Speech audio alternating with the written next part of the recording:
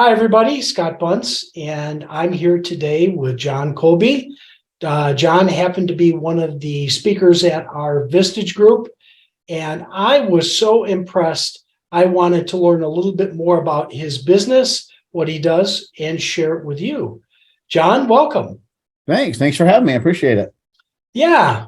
So we had a good time with you speaking to our group, but maybe you can share a little bit about what your message was and a little bit more about what you do and what makes your speaking so special.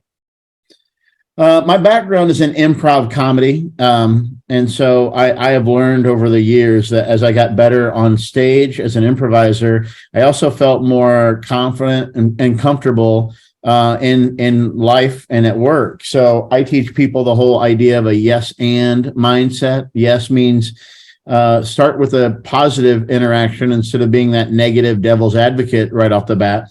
And then make sure everybody has a voice, because I don't know if anybody's read about it, but everybody in the world is quitting their job for some reason. And it turns out people quit because they don't feel valued. And you make people feel valued by making them feel heard. So yes, and isn't just about getting a bunch of people on your team that are yes men and women that go along with whatever you want, but people then feel empowered to and then share their own ideas as well. And if we get behind that mentality, we also aren't afraid to make mistakes, so we can grow faster and we can learn faster. We talk about being fully present, so we're not trying to multitask or trying to do a million things at once, and really focus on being where you are and then have fun, because happy people are more successful in every area of life. So that's kind of what I do. And I think what separates me from a lot of speakers, whether it's a Vistage presentation or a keynote or a leadership retreat or whatever it is, I don't just talk at people. I don't use a PowerPoint because, I can look at slides all day, but instead we interact. And so I get people up and moving around and interacting with each other. Because if I were to ask you, are you a good listener? Are you are you aware of what your nonverbals are doing when you're talking? I think we all have an idea, but when we play games first, then I can say, if you were doing this, you were thinking, you weren't really listening. If you were doing this, your nonverbals are pushing people away. So help make people recognize what's going on by playing some fun interactive games and then giving them the lessons afterwards. Jon, you impressed me because you were the first speaker that we had that, you're right, didn't come with a PowerPoint. You didn't come with speaking notes. It was all off the cuff, and you had us on the edge of our seat the whole time. And the games and the interaction that you had drew us all in and wanted us to learn more. And the yes and helped people become feeling acknowledged along the way. Yeah. I tell people I was never diagnosed ADD, but I sure as heck have trouble focusing on things. And I mean, I did in school, elementary school, high school, and college. So I try and teach the way I like to learn. And that's, more experiential. So I think I have fun with it. And I think a lot of other people do too. Absolutely. What are some of the key messages one would look for in your presentation besides yes and?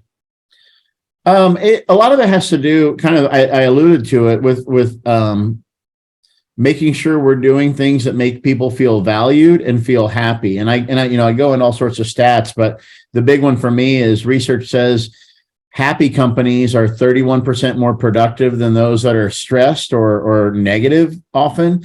And if we think about it and we're honest with ourselves, I think we have a lot of stress in our lives and at work, and whether it's just the stress of deadlines or sometimes the competition between sales teams, or there's always a weird friction between sales and marketing. And so there's all these different places where we can just go into certain parts of our job already feeling tense and already feeling frustrated before we even start work. And so if we're already there, how are we at our best? And so we talk about things that you can do, again, to make meetings more interactive, to make conversations that sometimes can be challenging less scary. We talk about some kind of a process that I've created that's what, I don't like calling it a de-escalation technique because I don't think that's enough. I'm not just de-escalating the frustration, but we're actually escalating the value. And so people leave feeling conversations or meetings that they were heard, that they had input, and that input matters. And again, this isn't, I think one other thing I don't think I've mentioned yet is I'm not just trying to help people be better at work. I think all these same communication skills pour over to marriages, to the dating life, to parenthood, to friendships, just finding ways to build stronger connections. I always tell people we like spending time with our friends. So wouldn't it be cool if we worked with our friends? And I think we can, find ways to make those connections so we care about the people we work with.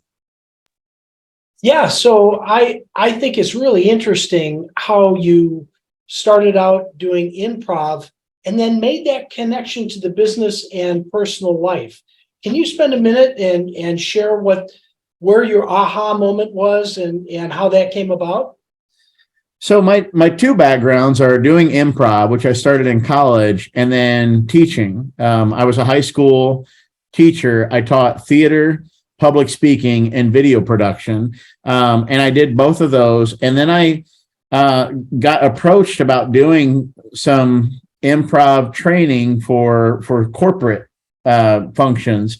And I did it. And when I first was doing it, I was following somebody else's basically template and kind of following their directions. But as I would do them, I was like, well, this is fun, but I don't know if I'm really bringing home the points. So I started on my own doing a little more research, and whether it's, Forbes or Harvard Business Review articles, and just kind of compiling it. And then I started realizing this isn't just something fun for like a team building experience, but this affects the bottom line. And it got to the point where in 2018, he was currently the CEO of Century 21, told me after I spoke for a conference, he's like, "Hey, you coming to dinner with us tonight?" I'm like, "No, I got to get back to my job." And he's like, "Your job? What do you do?" And I'm like, "I'm a high school teacher." And he just paused for a second. He goes, "You should quit. You should do this full time." And that was like this moment where like this CEO of this big international company is telling me I could do it. So I went home and told my wife about it. I'm like, "What if I did this full time?" And she's like, "Yeah, go for it." She yes-anded more than I did. And so I basically knew I was going to have one last year of teaching full time. And this was always my fun side hustle, I called it.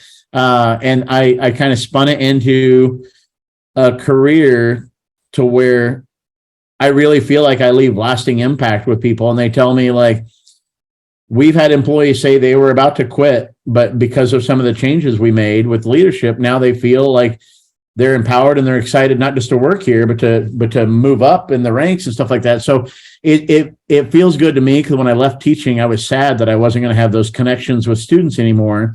But I feel like I'm still having those connections and impacts, both with employees and with the leadership teams, for ongoing relationships. Yeah, absolutely.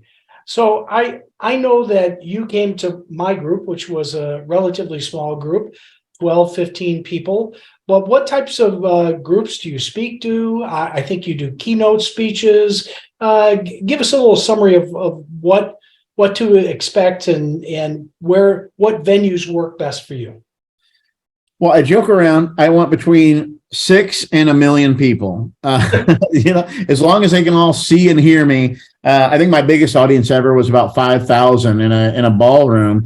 Actually, I did one Vistage group. There was it was right at the end of tax season, and there was also bad weather where I was. I won't say where I was, but it was just the chair and 2 members. So literally it was a 3-person group, and we did 3 hours and we still had a blast. I prefer a few more just for variety and mixing up some of the groups. But I can do small groups or I can do big giant groups, because nobody's going to come up and perform. I think when people hear improv, they think people are going to be put on the spot in front of people. And I say no, because when you feel nervous or anxious, you're not happy, and your happy chemicals stop flowing and you stop learning. So I want to keep everybody comfortable. So as long as there are 2 or 3 people to interact with each other, I give them an improv rule to follow. And then they just have a conversation or they play a game, but it's never a game where they're going to feel ridiculous. It's just a game where they're interacting with each other. So it doesn't matter if it's 2 people or 100 people, you still turn toward a partner and play the same game, and everybody's playing at the same time. Yeah, that takes the pressure off and gets the juices flowing, as I personally experienced.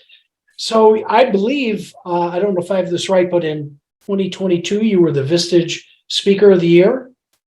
For communication. Okay. 2021, I won one of the top new speakers, and in 2022, I won top speakers on communication. So I don't know what this year is going to hold, but I got to win something else because I'm a competitive person. So I might have to invent my own award, or go to, when you're in like Hollywood or New York, they have those little fake Oscars or whatever. Maybe I'll just get myself one so I can keep the streak going.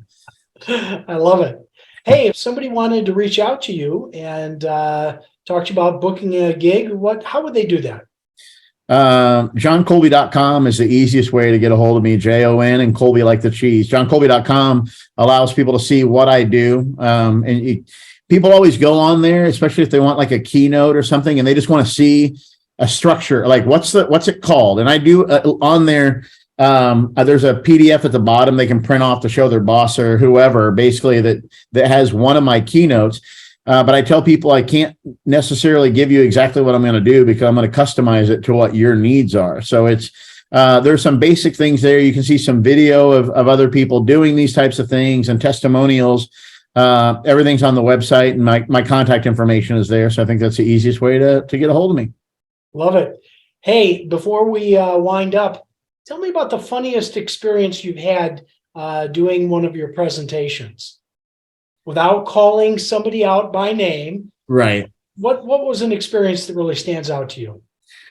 Oh man, that's a good question. I've never been asked that one before. I'll tell you, some of my favorite moments are, and I can't give anything away because certain games that we play, I think you know what I'm talking about. There's one game where I ask you to make a list, and then I go into the answers to it and realize there's all these extra things that you didn't think about.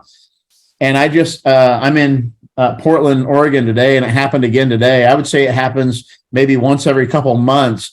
Somebody will lose their mind because they're like, you cheated.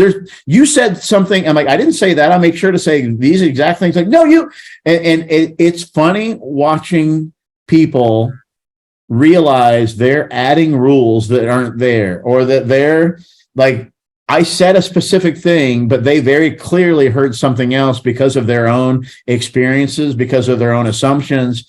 And it's not like wacky, hilarious funny, but to me, it's just so funny because like a guy even pulled me aside after a break at a conference. He's like, do you try and do it so it tricks everybody? I'm like, no, your brain tricks it. So I don't have to do anything, but they swear it's like a magic trick. And I'm like, it's not a magic trick. Your brain is just trying to make things harder than they really are. And I love those aha moments. A woman today, literally, when I said one line, she goes, oh. I'm like, that's it. I love those kind of moments. Oh, that's great. Well, Jon, I experienced it firsthand. It was fantastic. Thank you for sharing some time with me today. And good luck on that yet to be named next award that you're going to pick up. I know you'll deserve that one. Awesome. Thanks, Scott. I appreciate talking with you. All right. All the best.